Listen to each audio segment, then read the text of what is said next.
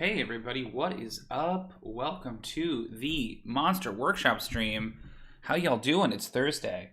It's Thursday afternoon here in sunny Los Angeles. You know, it could be sunny, it could be cloudy. I have not been outside today, and our apartment is such that there's not a lot of natural light. So who knows what it's like out there, but I can assume that because it's Los Angeles, probably pretty sunny. What's going on, y'all? How y'all doing? Thanks for coming out. We are here to talk about monsters. If you've not tuned into the stream before, welcome. This is a monster redesign stream where we take one monster at a time from the 5th edition monster manual and we look at it and we try to find ways to improve it and make it more interesting to run as a dungeon master in your campaign. And so this week we are looking at the Couatl, which is one of, I think the 12 Celestials in the entire game. It's a really interesting monster. It's one that I have some experience with in 5th edition. I won't say against my will, but definitely not what I wasn't expecting to have this much experience with Couatls. So if you're not familiar, the Couatl is like a feathered serpent inspired by kind of Mesoamerican mythology. And in D&D, they are a lot of things and have been a lot of things over the years, and that's kind of one of my problems with them, which we'll talk about. But, you know, they're generally sort of good-aligned, sort of like healers and sages and things like that. Kind of think of them as like an alternative version of an angel, right? Now, my specific experience with Couatls has been that I ran Tomb of Annihilation years ago, back in Seattle before the pandemic. It was an in-person game, and during this campaign, one of the, this is, I guess, a minor spoiler for Tomb of Annihilation, but one of the guides the characters can hire out of Port Nyanzaru is a Couatl, like a disguised Couatl, a Couatl sort of wearing human skin, and their name is Eku, and they are like a protector of a small village called Mumbala, and all this stuff. And the party got really invested in figuring out the secret of their guide's identity because they knew something was going on, right? And so, but sort of as a byproduct of that, the Couatl then became a really big part of the campaign. My campaign basically, ironically, deleted the entire tomb and Acererak and all that stuff, and just sort of focused on Chult and the Yuan Ti as the primary bad guys, and so like. And Ubtao and Dendar and all of that stuff. So naturally then the Couatls really felt like a good kind of a piece of that sort of like cosmology, right? If you have Dendar the Night Serpent, then you have these feathered angel-like serpents, and what's it all about? I ended up saying that Dendar was actually like an ascended Couatl, and that Couatls were actually like dream serpents, like basically dreams given life by... Hey, what's up, Vaughn? Thanks for coming. Sort of dreams given life by the magic of Ubtao and all this stuff. So I ended up doing a really deep dive into Couatls in that campaign because we just had this Couatl that basically accompanied the party wherever they went. Which, as you can imagine, looking at some of the Couatl's powers and abilities, it was kind of a challenge. And so I have some sophisticated opinions about how Couatls work, things I like and things I don't like, and we're going to talk about all that stuff. So let's go through what the monster is, first of all, and then we will talk about things that I feel like could be improved or changed about the Couatl. Great. So they are Celestials. They're medium Celestials. They have high armor class, like 19 armor class. It'll be pretty tough to hit. A 30-foot fly speed and then a 30-foot regular speed and a 90-foot fly speed. TOA does, Vaughn says, TOA does have so many pieces to the story. It is confusing. I ended up just removing the stuff that I didn't like. I had to change the name of the campaign, too, because Tomb of Annihilation made no sense with Tomb of Annihilation in it. So we called it Night of the Serpent. Great, so then we've got very good ability scores across the board. We've got a 20 dexterity and a 20 wisdom. Like their lowest score is their 16 strength. So the Couatl is like really rocking it in the ability scores department. Got proficiency in several saving throws, resistant to radiant, immune to psychic, as well as bludgeoning, piercing, and slashing from non-magical weapons. So that's pretty beefy, especially for a lower level party more likely to encounter them. They have true sight for 120 feet. They can speak all languages, which is pretty common among Celestials, but I think it's still really cool. And they have 120-foot telepathy. They are CR4, and they have a number of abilities and a number of actions. So for their abilities, they have innate spell casting. They use Charisma as their primary spell casting ability, which I think is actually kind of odd considering how high their wisdom is and that they're divine. I never really covered that in the podcast, but that seems backwards to me. And they can innately cast the following spells, requiring only verbal components. So it's a lot of utility stuff. It's detect evil and good, detect magic, detect thoughts at will, and then 3 times per day, bless, create food and water, cure wounds, lesser restoration, protection from poison, sanctuary and shield, and then once per day, dream, greater restoration, and scrying. Right? So a lot of utility spells in there. Nothing really offensive, even a little bit, right? It's kind of clear, I think, from looking at their innate spellcasting that the Couatl is definitely meant to be more of like a role-playing monster, like the kind of monster that you encounter. They are described here as being lawful good. You know how I feel about alignments. Yeah, Couatl monks could have an AC of 20. Pretty silly. And then they have their weapon attacks are all magical. They have an ability called Shielded Mind, where they are immune to scrying and to any effect that would sense their emotions, read their thoughts, or detect their location, which I think is kind of cool. A little bit difficult to deal with practically because we'll talk about this in a little bit, but one of the things they say in the lore is that, excuse me, Couatls can't lie. They're like truth tellers, which I really liked in the lore, and that's something that I played up in Tomb of Annihilation, but the idea that they can't lie, but then they're also immune to things that would sense their emotions, which, like, to me, any effect that would sense its emotions feels like an insight check, right? To see, like, is the Couatl lying to me? Can I trust the Couatl? Is the Couatl angry? Is the Couatl not saying something, right? Like, so they can't lie, but they're also immune to being incited. A little weird. And then lastly, they have 3 actions. They have a bite attack, plus 8 to hit, a small amount of piercing damage, and then a DC 13 Constitution save, or be poisoned for 24 hours. Here's what's crazy about this. Until the poison ends, the target is unconscious. Another creature can use their action to shake the target awake, but 24 hours of unconscious, pretty nasty, especially if you don't have an option to shake somebody awake, right, if they're isolated. So that's a pretty powerful ability right there. Constrict, then, is similar, plus 6 to hit, 10-foot reach, deals 2d6 bludgeoning damage, and they're grappled. Till the grapple ends, the target's restrained, and it can't restrict another target. So, pretty basic snake stuff. And then lastly, they have Change Shape, which is an ability basically lifted from the Deva, which also has a Change Shape ability, which lets them turn into a humanoid or a beast. It has a challenge rating equal to or less than its own, or back into its true form. It reverts to its true form if it dies, blah, blah, blah, all of the Change Shape stuff. So that's the Couatl mechanically. I have the monster manual here. I just want a quick run over some of the lore details about the Couatl, and then we will kind of dig into potential improvements for this monster. The Couatl, so the main thing they say about them, like background-wise, is Couatls were created as guardians and caretakers by a benevolent god not worshipped since the dawn of time, and which is forgotten now by all but the Couatls themselves. Excuse me. Most of these divine mandates given to these beings are long since fulfilled or failed. A number of them still watch over ancient power, await fulfillment or prophecy, blah, blah, blah.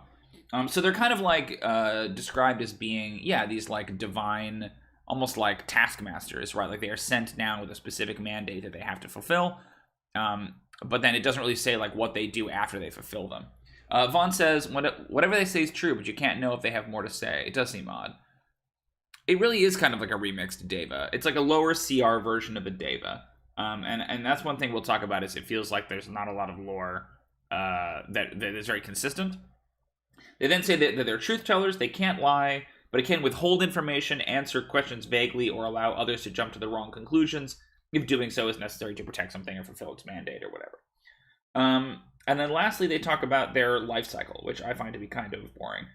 They can live for ages without sustenance, even surviving without air, but these creatures can die of disease with the passage of time.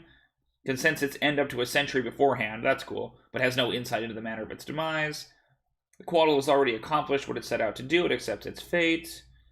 The mating ritual of Couatls is beautiful and elaborate dance of magic and light, who cares? What I don't like about this is that there is no good time here in the lore spent to why I would use a Couatl and what the Couatl's niche is in the world that's different from what an angel could do, right? Like an angel kind of already fulfills a lot of those things. So what is it about Couatls and why are Couatls different? Are they just a different type of angel? You know, that seems to be what they're implying, but they're not listed under angels. They're listed under their own separate thing. Like, there's this implication that, like, they're almost older than angels, right? They kind of predate angels. So we'll talk about the lore in just a little bit, but first I want to get into the what I think the three like big problems of this monster are in 5th edition and ways we could potentially fix or remix those things. So the first problem that I see is that the Couatl's innate spellcasting is a little fiddly and a little useless. I, in general, am not a huge fan of innate spellcasting as a mechanic. Like, I think with a monster like the Couatl, which I kind of view as like a role-playing monster. This is a monster you're kind of meant to talk to and negotiate with. Probably you won't be fighting a Couatl, most likely. I find that, like, it makes a little bit more sense, but there are some spells on here that, like, I just can't imagine a scenario in which the Couatl would really be, like, using some of these powers. Like, at will detect magic. Like, how often do your NPCs in games detect magic on the players? Right? Like, it's very fiddly. Create food and water, protection from poison. You know, some of these things are like, I guess I get why they have it, I suppose. Right? It's weird to me that the Couatl also deals a bunch of poison damage, but has no poison resistance or immunity or anything. They've got Dream, Greater Restoration, and Scrying. So, I don't know. I find that to be a little bit bland. Like, I look at that and I don't really understand what I'm supposed to do with those. They're very corner case and specific. Again, if a Couatl comes along as like a companion or helps out the party, all right. But it's very powerful if it's doing that. If this, you now give them this creature who has these powerful attacks and these abilities like Greater Restoration once per day and Dream and 3 times per day can do Cure Wounds and detect thoughts on anyone. A Couatl doesn't make a great companion because it's too powerful, right? It's immune to any damage from non-magical attacks. So what I think I would say is I do think there's some interesting stuff here, right? The main thing I'm interested in is the dreams. I really like, so this might be part of my bias, but when I was running Tomb of Annihilation, dreams were a huge part of the campaign. The dreams are basically like the backbone of the whole game. Rather than the Death Curse, I decided that because we were focusing on Dendar, the Night Serpent, rather than a Sararak as our villain, that the plague, the sort of like curse that was affecting Chult, was like a nightmare curse. That everyone was having these horrifying, vivid nightmares that was basically preventing them from sleeping, right? And Dendar was just like feasting on all of these nightmares to grow stronger and stronger. And so the Couatl then was kind of wrapped up in that, and then I said the Couatls are basically like dream eaters, that they feast on the dreams of other creatures, and that's kind of how they get their sustenance. They're basically like creatures of dream and sort of whimsy, and they're almost like half incorporeal and things like that. We don't have to go that far, but I do really like the idea of the Couatl as sort of like an almost like an oracular creature, a creature that visits you in your dreams and tries to like instruct you. That's one of its primary powers. So my idea then is, you can see Dream is one of their spells. They can only do it once per day. I like the idea of removing innate spellcasting and saying that, like, the Couatl has the ability to influence the dreams as per the dream spell of like a certain number of creatures within a space, right? The conceit being, oh, hey, what's up, bot? Get out of here.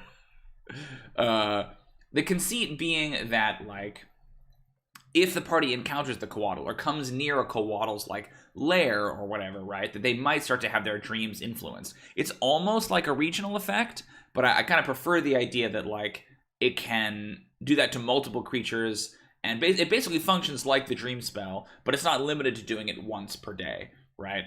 So we'd have to look at specifically how Dream is worded if we want to like mechanize that, but I like the idea that it can play with this notion of what people are dreaming and influence them in that way. Maybe there's even like a charm effect it can do. Like, that's its primary kind of like manipulator. Like, a Couatl can't lie to you, but it can kind of present scenarios and potential futures and things, right, in your dreams to try to influence your behavior. Vaughn says, I'd suggest just making them a natural lie detector and be done with it. It's interesting you say that, because there is a creature, another angel actually, that has a similar ability, and I really like that ability.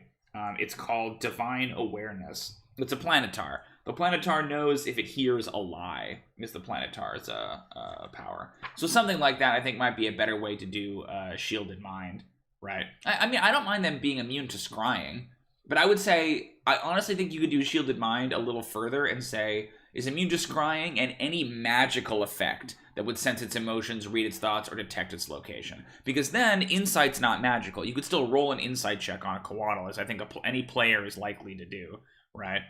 It could be, yeah, it could be Gesh. I think that's neat. So let's put that in.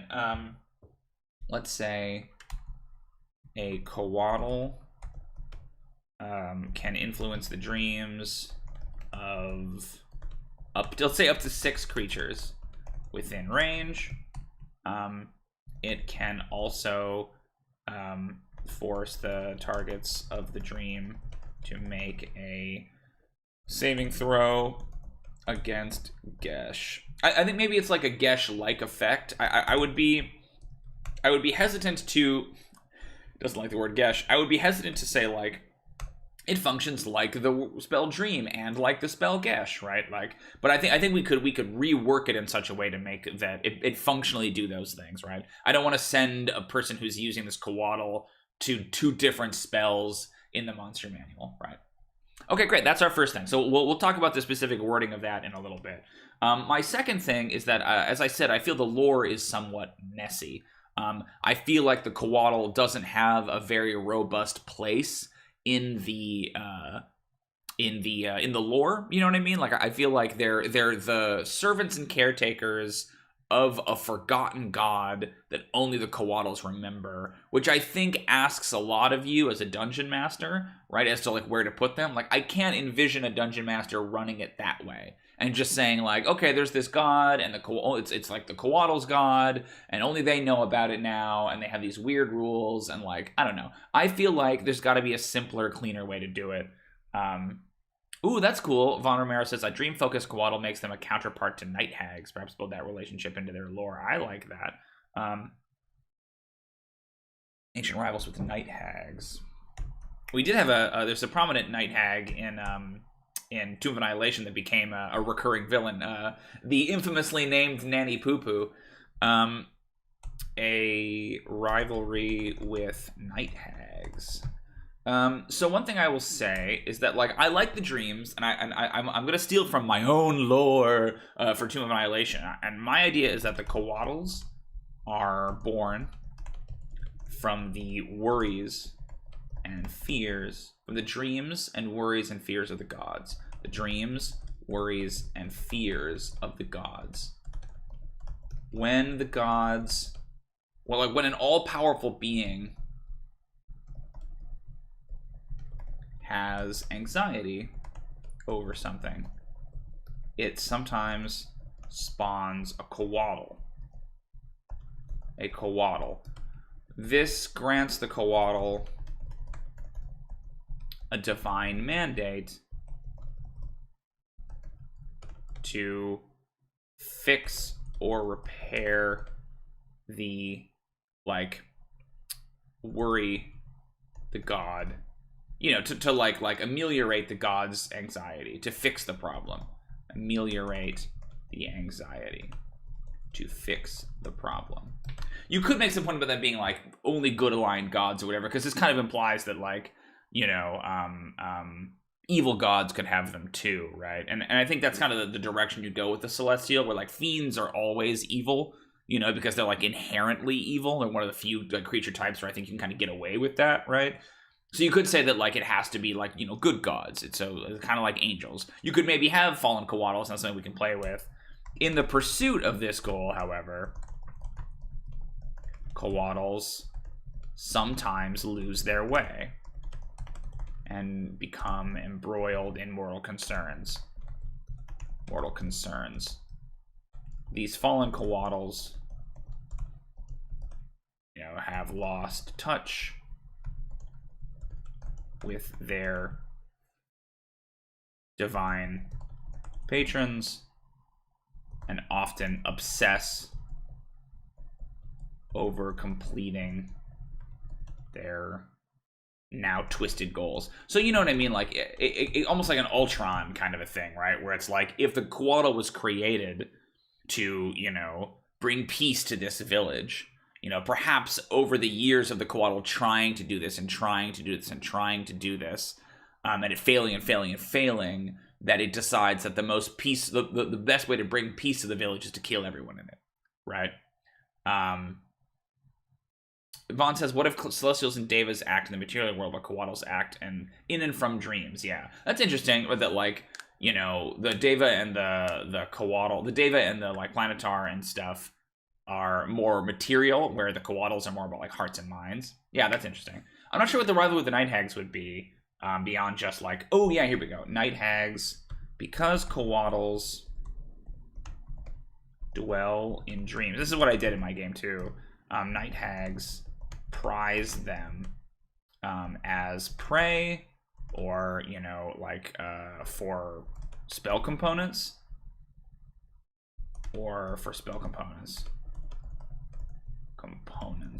Like, they almost, like, hunt them, right? Like, yeah, that's cool. Okay, so I think that's interesting, right? That they work primarily in dreams, trying to influence people. You know, I think we might even lose change shape then at that point and say that's much more of a Deva, like a physical celestial thing, right? But I don't know. Yeah, I don't hate it. Maybe there's something where, like, if they are kind of dream given form, you know, it makes sense they would have some change shape ability. But I like the idea that all of their power is in the dream, right? And so the notion of them fighting in the material plane, like, I like the idea, like, they can do it, but I think it, like, costs them. Do you know what I mean? Like, they almost have to kind of yeah, I don't know. Yeah, I think we'll keep change shape, because that's how they, like, operate in the real world. Yeah, I think we'll keep it. Okay, and then my last thing is that the Couatl lacks a unique combat power. So they've got the bite, and this is the other thing I think is really cool, actually, is that, like, talking about dreams, they kind of sort of hint at this anyway, because the bite power specifically puts you to sleep, right? Like, it knocks you unconscious, which makes you perfect and susceptible to a dream spell. So it's like, that's one of the things they could do, right? Ooh, I like that too, Vaughn. The also Night Hags seek to drive mortals into madness and into sin, right? So you have, like, the Couatl and the Night Hag being kind of like the angel and the devil on your shoulder. That's neat too. So they've got this bite power, right, which knocks you unconscious. I really like the idea that, like, if things go bad with the Couatl and the Couatl is forced to resort to violence, it will bite its target, knock them unconscious, and then go into their dream, right? And be like, okay, listen, you got to work for me. You got to do this, right? I like that there's a really nice synergy there that I don't know that they intended, but I think we got to, like, pounce on that. And so my point is, lastly, they lack a unique combat power. This is something that I harp on a lot on the podcast, which if you haven't checked it out, you should check it out. It's a great podcast. But about how I want each monster to feel unique to every other monster. I think Dungeons & Dragons does, like, I understand the mechanical conceit of saying that, like, okay, we're going to repeat certain monster powers, right? Like, a lot of monsters have, obviously, you know, basic attacks like bite, or a lot of monsters might have poison, or a lot of monsters even have constrict, right? A situation where they grapple you, even if they have, like, a long body where they wrap around you. Like, the Behir has it too, right? And, like, yeah, I think there's a certain sense to be had there. That, like, if you've run one monster that has a constrict power, you kind of understand how they work in the future. It makes it easier to run at the table, because you can just kind of quickly look at it and, okay, that's how it works, got it, and then move on. But I think they extend this out to an extreme, to the point where there are a lot of monsters that have no unique powers. The only difference between a Pegasus and a horse is that a Pegasus is a fly speed. It's like, why are these two different stat blocks? You know what I mean? So I always endeavor to try to find one mechanic somewhere that will affect how a Couatl or how any monster works in combat. So the dream is definitely close, right? Especially if you pair it with that bite. But I would really like to find something that they can do, some combat trick that they have that is unique to just the Couatl, right?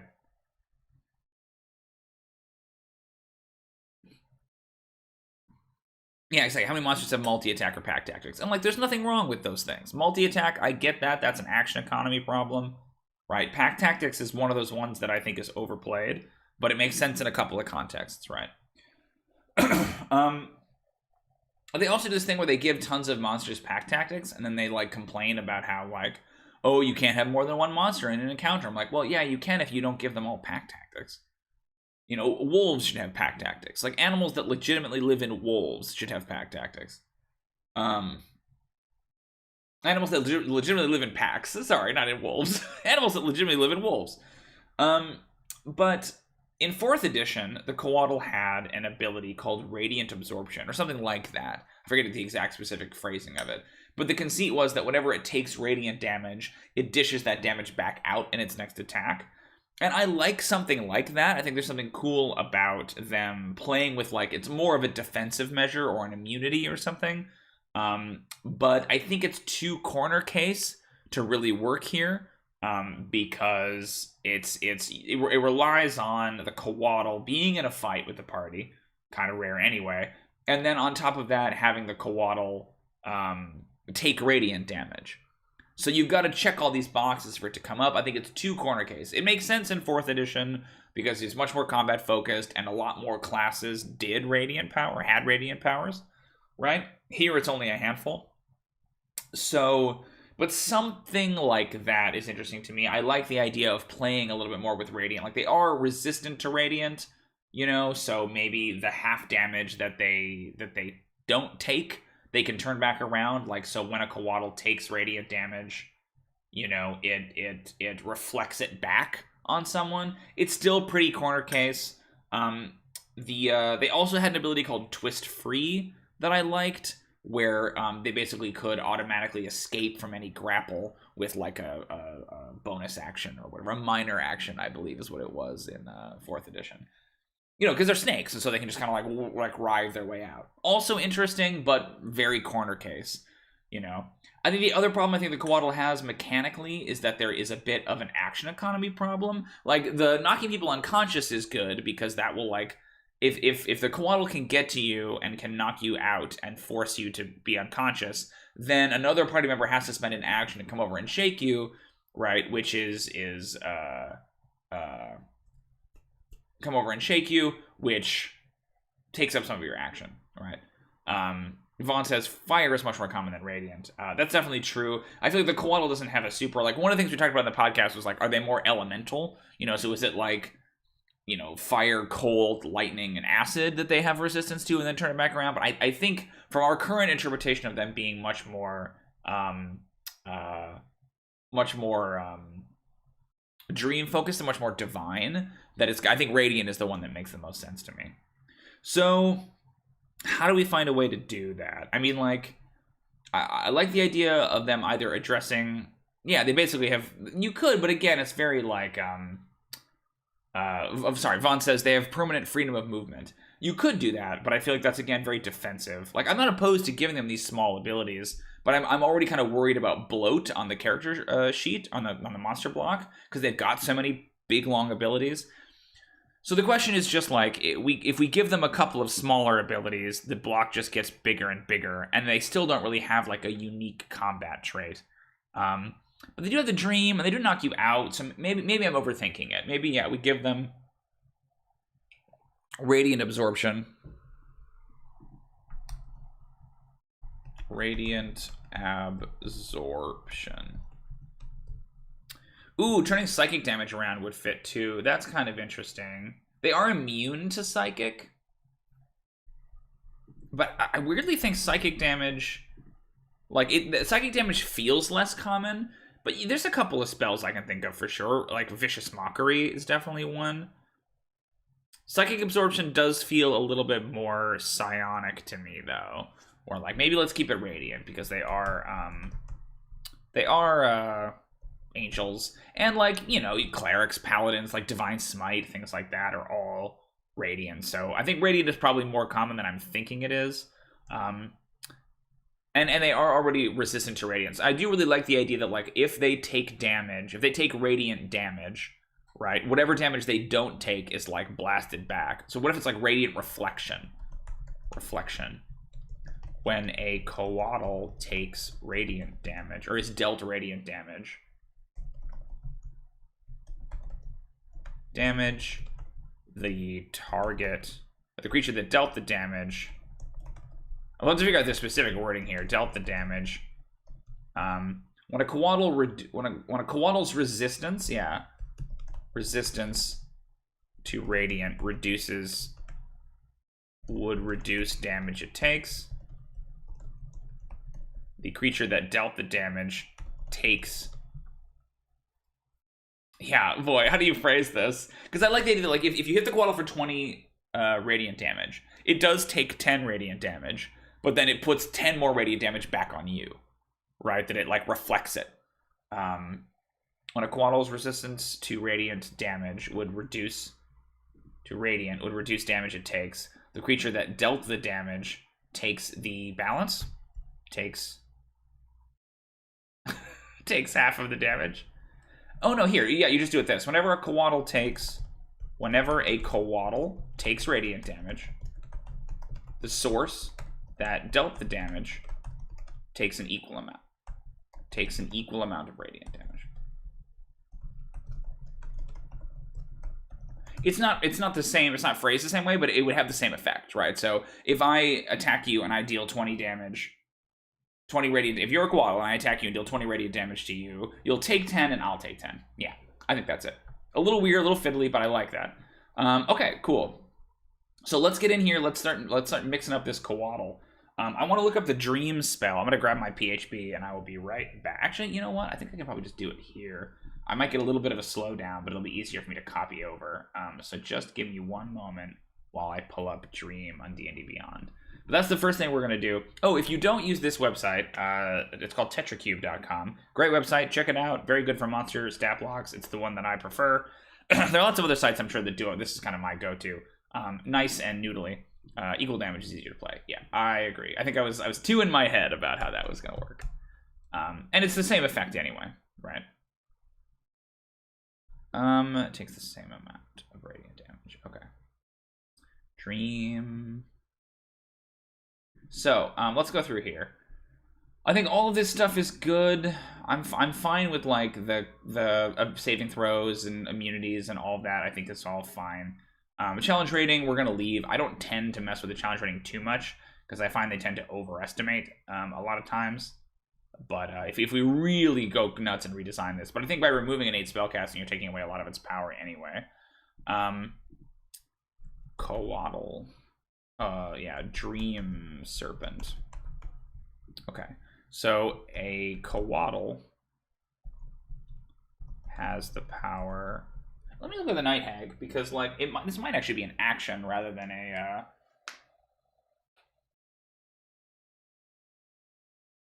This might be an action rather than an ability. Because Nightmare Hunting is definitely an action, if I remember correctly. Nightmare Hunting. Once per day, yeah. While on the ethereal plane, the hag magically touches the sleeping humanoid on the material plane. A protection from evil and good spell cast on the target prevents this contact. As long as the contact persists, the target has dreadful visions. If these visions last for at least 1 hour, the target gains no benefit from its rest. Okay. So I think it might be an action, but I like the idea better that it's an ability. Let's make it an action. Call it like Influence Dreams.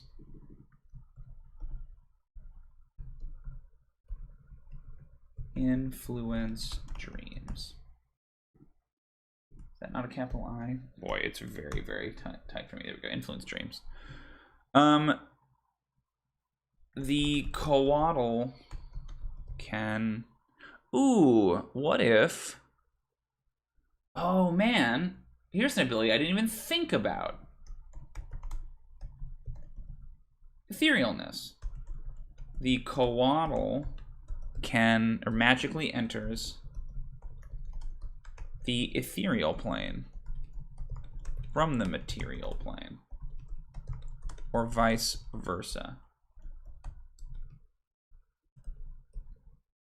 Yeah, duh, because the Night Hag has it, and the Night Hag has to be on the ethereal plane, right? In order to use that power. So totally, yeah, absolutely etherealness. Oop, did I spell that wrong? I did. Sorry. In order to make this work, I have to make it very small on my sheet, or on my screen, on my monitor. So sometimes there are spelling mistakes. I apologize. Yeah, etherealness. Yep. Okay, cool. Now let's do influence dreams. Influence dreams. The Couatl can shape the dreams. Can shape the dreams of up to 6 sleeping creatures.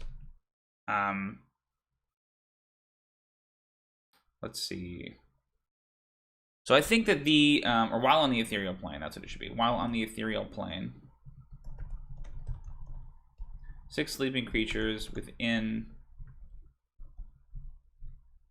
while on the ethereal plane, the Couatl can shape the dreams of up to 6 sleeping creatures within 100 feet of one another, of each other. Oh, yeah, up to 6 within 100 feet of the Couatl. Within 100 feet. Within 100 feet, yeah, okay. The trance state, you or a willing creature you touch enters a trance state, acting as a messenger. While in the trance, the messenger is aware of his or her surroundings, but can't take actions or move. If the target is asleep, the Couatl appears in the target's dreams. The Couatl appears in the target's dreams and can converse with the creature, the target, so long as it remains asleep. As it remains asleep for up to 8 hours, the Couatl can emerge from the dream at any time, ending the effect early. The target recalls the dream perfectly upon waking. If the target is awake, you can't now. The messenger knows it. It can end the trance. They're gonna fall asleep. Political Action Committee can influence the policies of up to 6 politicians in 100 feet. For the duration of effect, the politicians stay bought. Yeah. Interesting. Yeah, exactly. You can make the messenger appear. The Couatl can appear to the target for as long as it remains asleep, for up to 8 hours. Or here, for up to 8 hours, or as long as the target remains asleep. For up to 8 hours, or as long as the target remains asleep. The Couatl can shape the dream to suit its wishes and make itself appear however it likes. It can also, okay, now let's look up Gesh. During the dream, oh, is that not how you spell Gesh? How do you spell that spell? What? I tried to find it on D&D Beyond it. It's not there. Oh, I have it backwards. I see. Okay. Gesh. Oh, Gaelic. Oh, Gaelic, you silly, silly language. Can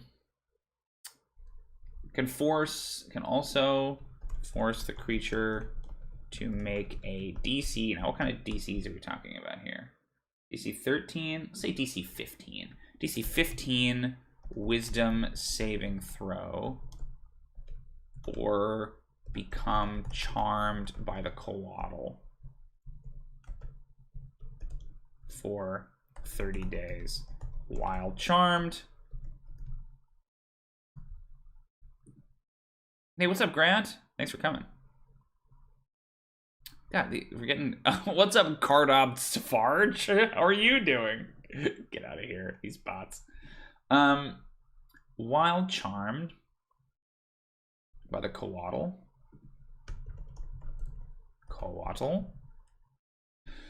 I don't want it to take damage. I don't like that idea. It takes 5d10 psychic damage each time it acts in a manner directly counter to your instructions, but no more than once per day. It takes 5d10 psychic damage each time it acts in a manner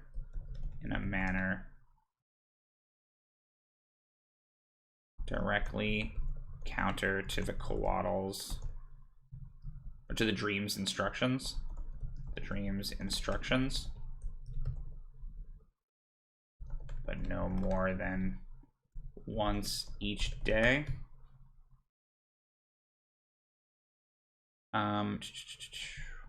Issue any command you choose, short of activity that will result in certain death.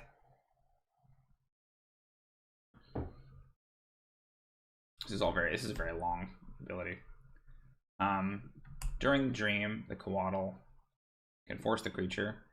During the dream,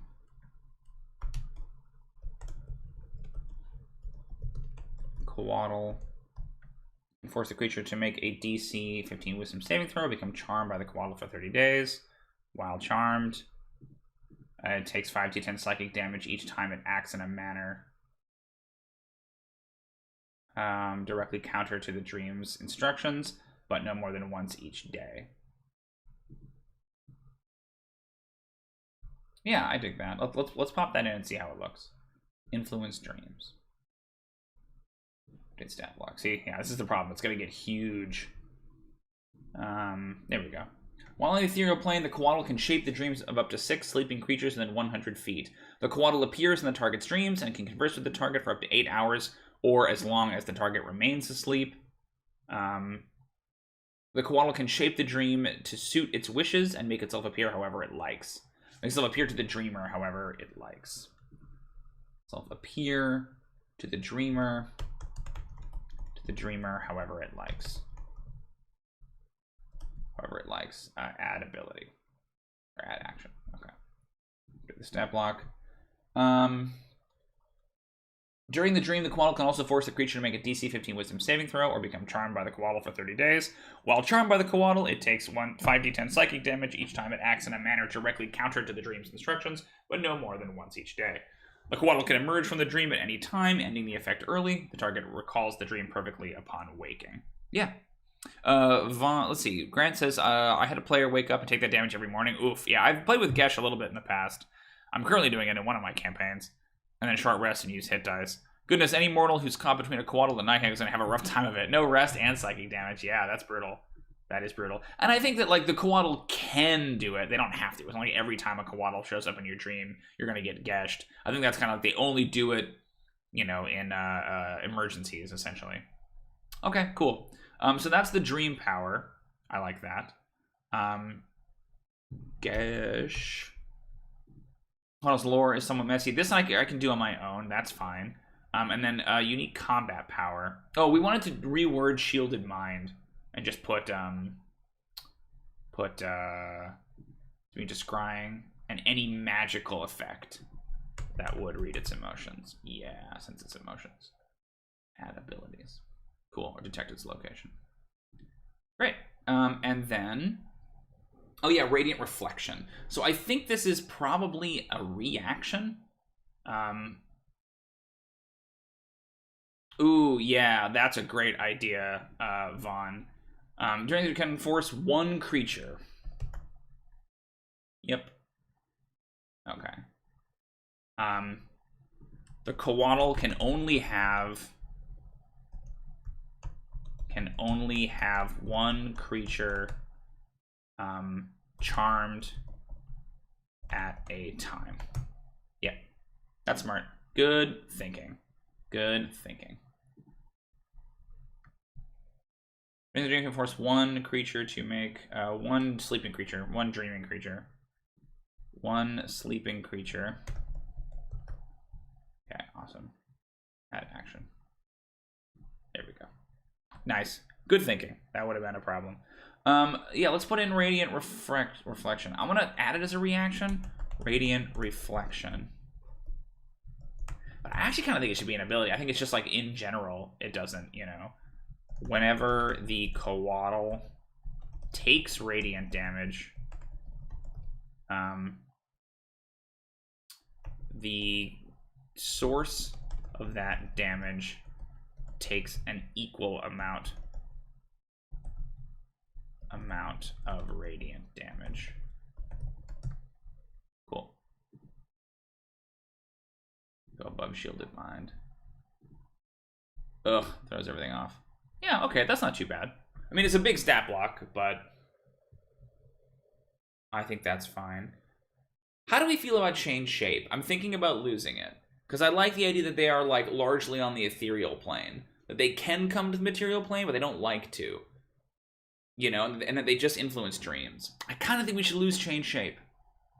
How do we feel about that? Because I could take it or leave it, but I think if we were to lose it, let's copy it.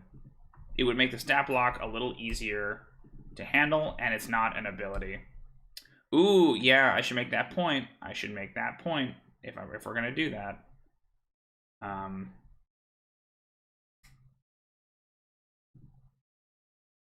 You know, that's a little bit more manageable, I feel.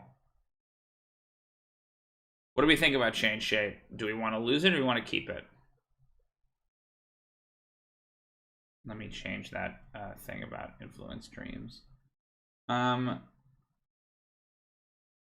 you want to lose it? I think we lose it. So that's interesting, Vaughn. Let's do this. Not sleeping, unconscious. Right? Because if it was sleeping, elves would be immune to it already, right? But if you change it to unconscious, then it pairs well with the bite. So now the Couatl can bite you and still go into your dream because you are unconscious, right? Can force one unconscious creature as long as the target remains unconscious. Yeah. I think it's fine without change shape. I agree. Especially now that it has etherealness, right? So that's where it spends most of its time, is on the ethereal plane. Yeah, okay, so add action and update. Yeah, I think that's better. 6 unconscious creatures within 100 feet. Appears in the target's dreams and can converse with the target for up to 8 hours for as long as the target remains unconscious. The Couatl can change the shape can shape the dream to suit its wishes and make itself appear to the dreamer however it likes. During the dream, the Couatl can force one unconscious creature to make a DC 15 Wisdom saving throw or become charmed by the Couatl for 30 days. While charmed by the Couatl, it takes 5d10 psychic damage each time it acts in a manner directly counter to the dream's instructions, but no more than once each day. The Couatl can only have one creature charmed at a time. The Couatl can emerge from the dream at any time, ending the effect early. The target recalls the dream perfectly upon waking. Yeah, great. Hey, that's the Couatl, everybody. I think that's cool. Yeah, I think that's cool. I feel like the CR is still pretty much the same. I don't think we changed that much about it.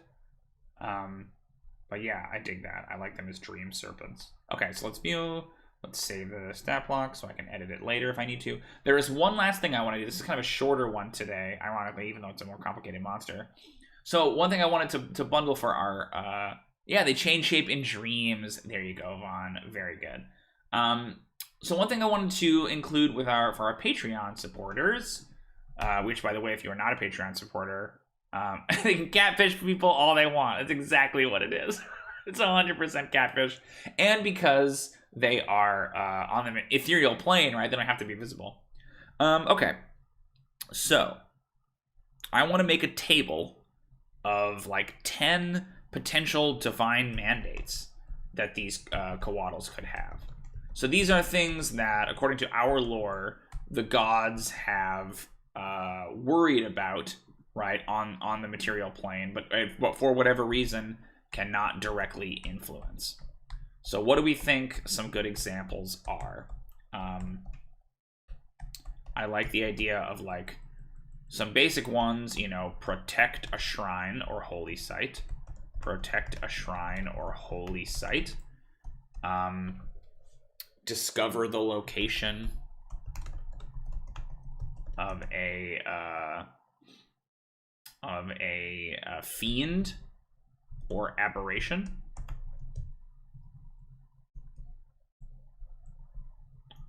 right? What other things could gods be anxious about? Excuse me.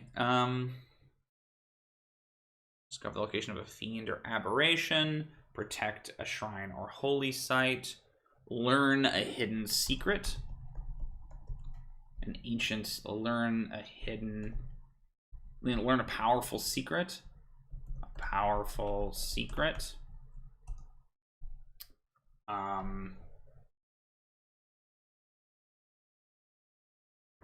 Resurrect a fallen champion. I like the idea of like a Couatl wanting to bring a someone back to life, but like not having raised dead, right? So it's like they have to influence somebody who does have raised dead. They do like protecting their chosen ones, right? Resurrect a fallen champion, protect a shrine or a holy site, discover the location of a fiend or aberration, learn a powerful secret. I'm trying to think of ones that like could be corrupted, right? Like what's a advise a powerful leader.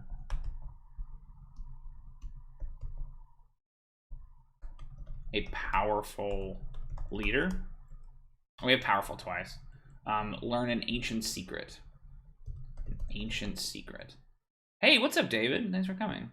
Guide an evil creature. Ooh, convert an evil creature? That's really cool. Ooh, I like prevent some prophecy too.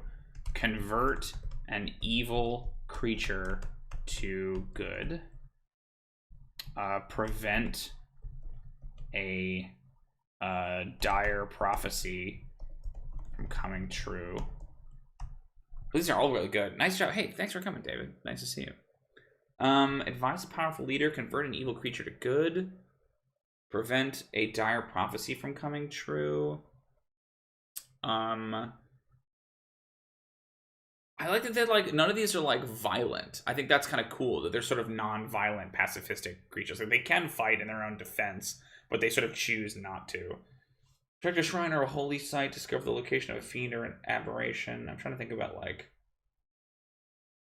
I want something that like influences like a lot of people, right? Like change like a nation's thinking on something, right? Like influence the culture. Introduce a new idea into a culture. Introduce a new idea to a culture.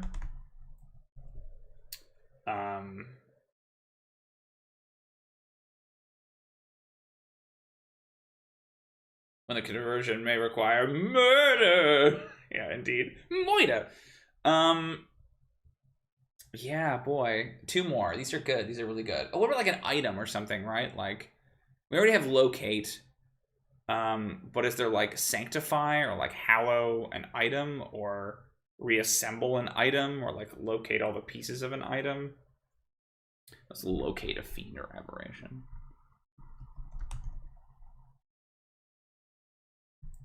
Something about an item.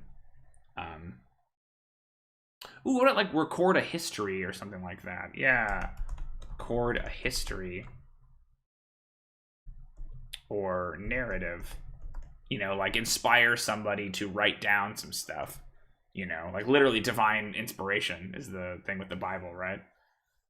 Ooh, lead people to a promised. Yep, there it is. Lead people to a promised land. Boom. Those are so good, you guys. Look at that. Boom, boom, boom.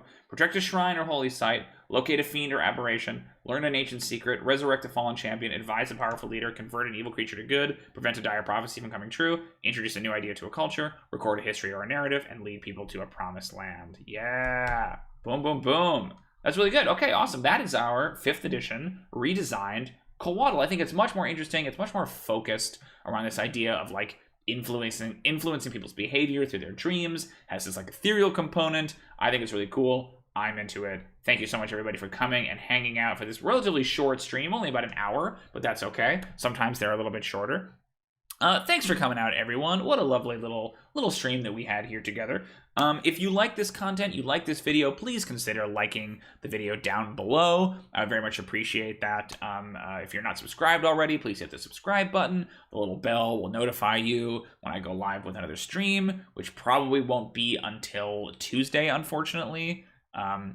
Yeah, all good ends lead to many plots. All good lead-ins to many plots. Yes, I think so too, David.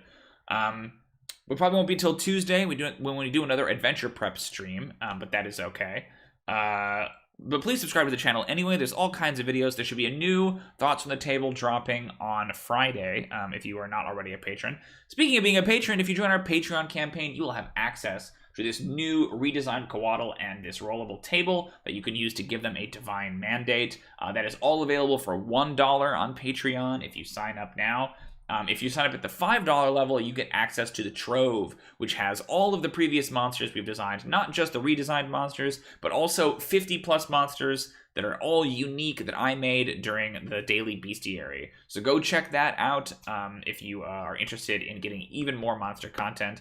Please listen to our podcast, A Monster of the Week. You can find it at the link above, and there's a link below as well, specifically to the Couatl episode. We've done a lot of episodes since then, so go check out the podcast. You can find it there. You can find it on Apple, or on like Apple Music. You can find it on Spotify. You can find it everywhere.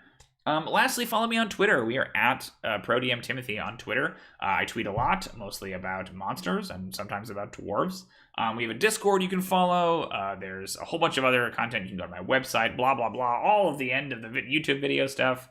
But thank you for coming out. Special shout out to Vaughn, who is kind of the champion this time around. Nice to see Grant pop in for a little bit, and David to show up right there at the very end. Always lovely to see you beautiful, beautiful folks. Next up, thank you for asking, after we do the Couatl, I believe it is the Crawling Claw is our next monster. That one's going to be interesting because I actually think there's a lot to design with it because I kind of got carried away on the podcast when we were talking about the Crawling Claw. I want to do a swarm version of the Crawling Claw. I want to do I think they're called Lich Claws, which is basically like a spell casting hand. And then I want to obviously get in and monkey with the actual Crawling Claw itself. So that might be a bigger episode, ironically, even though it's a much simpler monster. But yeah, that will be next time. That'll be next Thursday. Next Tuesday, we'll be doing adventure prep. I'm not sure what I'll need to prep. Probably Mansionscape, I'm betting, just because that's usually on Wednesdays. And I have a pretty busy weekend coming up. But that is enough of me babbling. Thank you so much for coming and hanging out with us. I will get this Couatl uploaded. And ready to go for Sunday, I believe, is when it goes live on our Patreon. But until then, thank you so much for watching, everybody. And what is the thing I always say at the end of these streams? Oh yeah, happy adventuring. Thanks, guys. Oh, I should have been like here the whole time. I always do this. Thanks for watching, everybody.